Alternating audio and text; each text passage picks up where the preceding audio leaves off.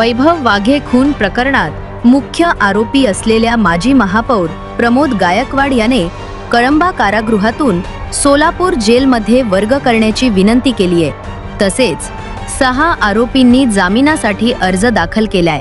मात्र गायकवाड सोलापुरात येऊन साक्षीदारांवर दबाव आणू शकतो असा युक्तिवाद करत मूळ फिर्यादी व सरकार पक्षाने त्याला विरोध दर्शविलाय।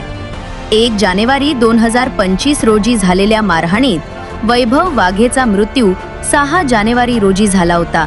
त्यानंतर गायकवाडसह 8 जणांना अटक करण्यात आली।